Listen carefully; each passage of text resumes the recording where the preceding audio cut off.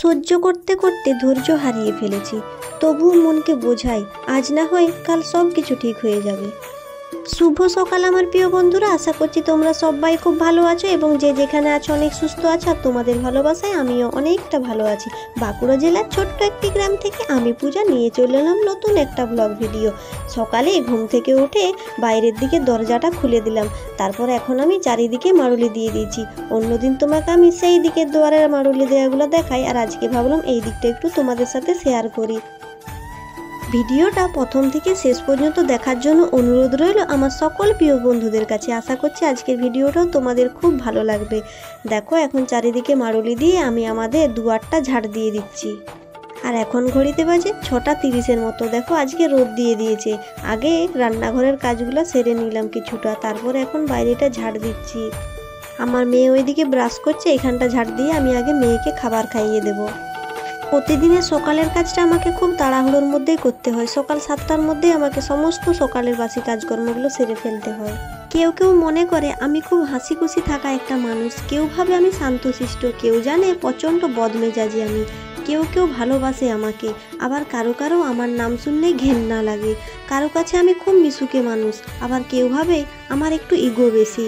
কিন্তু আমাকে কেউ আমার মতো করে কোনো দিন বোঝে না। এই ব্যাপারটা আমার কাছে খুব আফসোসের। দিন শেষে যোগ বিয়োগ করে মিলিয়ে দেখি আমি বড্ড একা।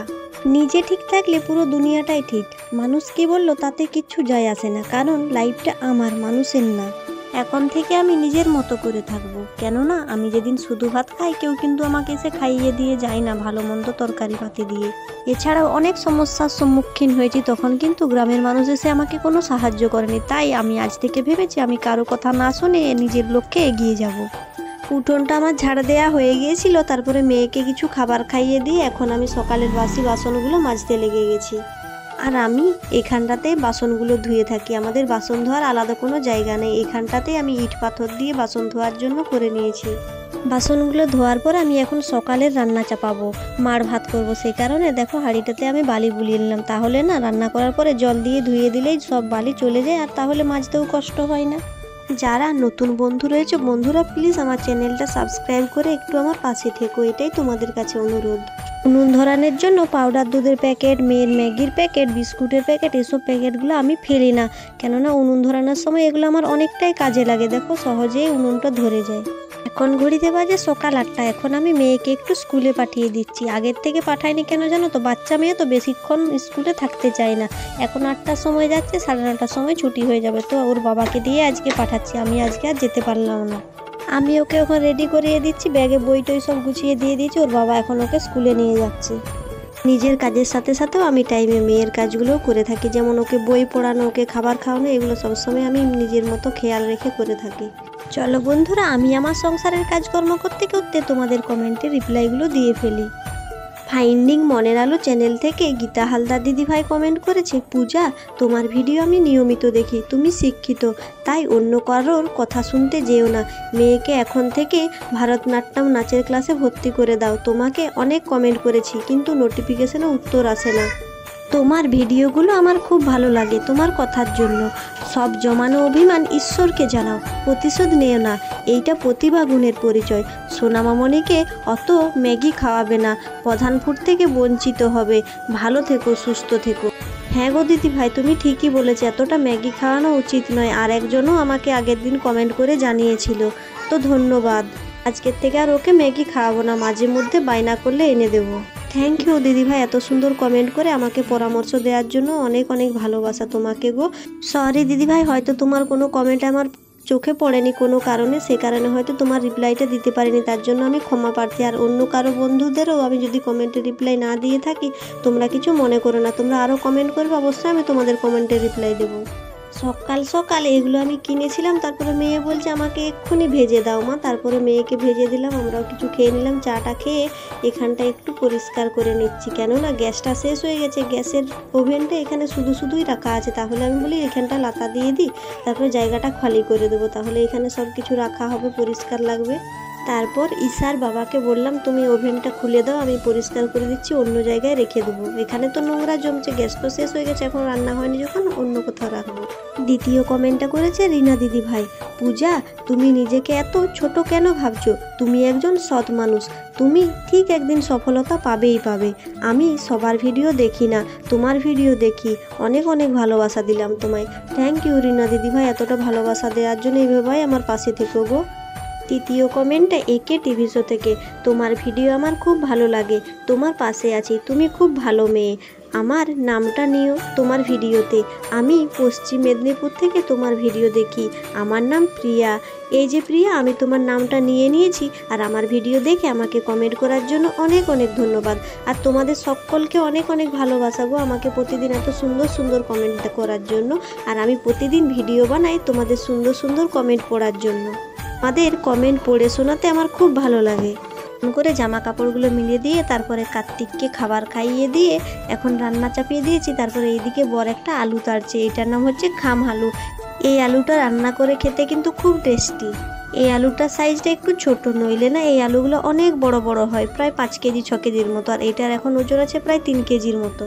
চতুর্থ কমেন্টটা করেছে উজ্জ্বল প্রতিহার দাদা ভাই, তোমার কথাগুলো খুব সুন্দর লাগলো, এগিয়ে যাও। মনের দিক থেকে ধনী হওয়া দরকার। পূজা, তোমার গ্রাম বনকাটা গেছি, ন্যাচারাল বিউটি খুব ভালো। দাদা ভাই, তোমার বাড়ি কোথায়? তুমি আমাদের গ্রামে এসেছিলে যে, আমাদের পাশাপাশি কি? বলে কমেন্টে জানিও। রান্নাবান্না সেরে দেখো খাওয়া দাওয়া করে সবাইকে খেতে দিয়ে এখন আমি শর্ট ভিডিও করতে বেরিয়ে পড়েছি। আমাদের বাড়ির পাশের রাস্তাতেই তো আমি শর্ট ভিডিও বানাই। এই দেখো 2টা শর্ট ভিডিও তোমাদের সাথে শেয়ার করলাম। আমি প্রতিদিন 2টা থেকে 4টা পর্যন্ত শর্ট ভিডিও বানাই, কেননা আমার 2টা শর্ট চ্যানেল রয়েছে। একটা চ্যানেলের নাম পূজা আকাশ, আর দ্বিতীয় চ্যানেলটার নাম পূজা ড্যান্স ভিডিও। প্রতিদিন 3টা চ্যানেলে অনেক কষ্ট করে ভিডিও পোস্ট করি। 3টা চ্যানেল সামলালো মুখের কথা নয় বন্ধুরা, যারা ভিডিও বানায় একমাত্র তারাই বুঝতে পারবে। সেই কারণে আমি না সব দিন সবার কমেন্টে রিপ্লাই দিতে পারিনি। দেখো শর্ট ভিডিও বানানো হয়ে গেছে, শর্ট ভিডিও বানিয়ে ড্রেস চেঞ্জ করে মেয়েকে খাবার খাইয়ে দিলাম। তারপরে খাবার খাইয়ে দেওয়ার পরে টিউশনের সময় হয়ে গেছে, এখন বাজে বিকেল 4:30। আর আমি প্রতিদিন বিকেল 4:30 থেকে 6টা পর্যন্ত টিউশনি পড়াই। এখন আমি 3বার টিউশনি পড়াই, মানে 3টা ব্যাচ। সপ্তাহে একটা 4 দিন, আর একটা সপ্তাহে 4 দিন, আর এই বিকেলের ব্যাচটা সপ্তাহে 5 দিন করে থাকি, কেননা এদের বাচ্চাদের ব্যাচ, তাহলে এদেরকে একটা বেশি দিন পড়াই। প্রতিদিন সারাদিনে একটুও বিশ্রাম নেওয়ার টাইম পায় না। যে ব্যক্তি বসে থাকে তার ভাগ্যও বসে থাকে, যে দাঁড়ায় তার ভাগ্যও উঠে দাঁড়ায়, যে শুয়ে থাকে তার ভাগ্যও শুয়ে থাকে, আর যে এগিয়ে যায় তার ভাগ্য এগিয়ে যায়। তাই আমি এগিয়ে যাই সময় নষ্ট না করে। আমি জানি আমাকে হয়তো একদিন না একদিন এতটা কষ্ট করতে হবে না। এত কিছু করতে আমারও কষ্ট হয়, কিন্তু এই কষ্টটাকে না আমি হাসি মুখে মেনে নিই, কেননা এই কষ্টের পিছনে আমার সফলতা রয়েছে, আর এই সফলতা দিয়েই আমি অনেক কিছু করতে চাই। অনেকেই বলে আমি কিভাবে এত কিছু সামলাই। জানো তো, আমার জীবনটা না রুটিনের মতো হয়ে গেছে। স্কুলে গেলে যেমন একটা নির্দিষ্ট রুটিন থাকে না, আমারও প্রতিদিন একটা রুটিন অনুযায়ী জীবনটা চলে। কখন কি করব এটা আমি রুটিন অনুযায়ী সাজিয়ে রাখি। দেখো টিউশন ছেড়ে দিয়েছি, তারপর টিউশন ছেড়ে দিয়ে দুপুরের বাসনগুলো না মাজা হয়নি, কেননা খাওয়া দাওয়ার পরে তাড়াতাড়ি করে ভিডিও বানানোর জন্য রেডি হয়ে গেছিলাম। নইলে ভিডিও বানাতে দেরি হলে তখন টিউশনের ছাত্রছাত্রীরা চলে আসবে, সেই কারণে আমি ভিডিও বানিয়ে নিয়েছি। তারপরে টিউশন পড়িয়েছি, টিউশন পড়িয়ে ছুটি দিয়ে সন্ধ্যা দেখিয়ে দিয়ে এখন আমি দুপুরের বাসনগুলোই ধুয়ে নিচ্ছি। যেখানে আমার নিজের মা বাবা অবাক হয়ে যায় যে মেয়ে জল গড়িয়ে খেত না, সে কী করে এত কিছু সামলাচ্ছে, তাহলে তোমরা তো বলবেই। এতটা কষ্ট করছি বলেই আজকে আমি অনেক ভালো আছি, আর নিজের মতো করে স্বাধীনভাবে জীবনযাপন করতে পারছি। আগে নিজের কিছু প্রয়োজনীয় জিনিস কেনার জন্য কারো না কারো কাছে হাত পেতে কিনতাম, এখন আর সেটা হয় না। নিজে রোজগার করে নিজেই কিনি, এর থেকে বড় আনন্দ আর কি হতে পারে। কি আর শেষ হলো, একটা অসম্পূর্ণ গল্প, রয়ে গেল কিছু স্মৃতি আর কিছু না বলা কথা। যাই হোক বন্ধুরা, আজকের ভিডিওটা এই পর্যন্তই রইল। আমার এই ভিডিওতে স্মৃতিবন্দী হয়ে রইবে তোমাদের সাথে শেয়ার করা আমার সমস্ত কিছু ঘটনা। তোমাদের সাথে দেখা হচ্ছে নতুন কোনো ভিডিওতে, ততক্ষণ পর্যন্ত তোমরা সবাই ভালো থাকবে এবং সুস্থ থাকবে। টাটা বন্ধুরা।